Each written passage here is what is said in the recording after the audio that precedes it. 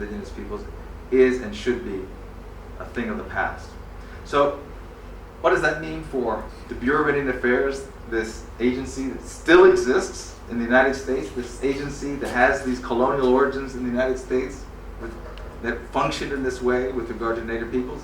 It means that now the Bureau of Indian Affairs should facilitate the self-determination of Indigenous peoples.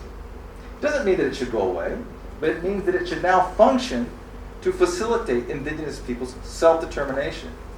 Should incorporate Indigenous peoples in the development of its programs, incorporate Indigenous peoples in the execution of its programs, and eventually diminish its role in the management of the day-to-day affairs of Indigenous peoples as Indigenous peoples are able to take on those functions on their own.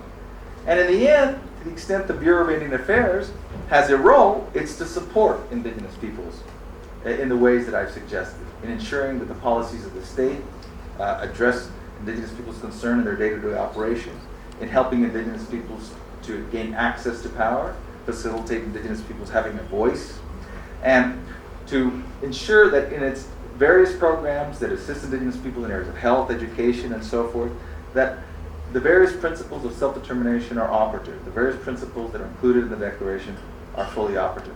It's really a new era. It's an exciting one.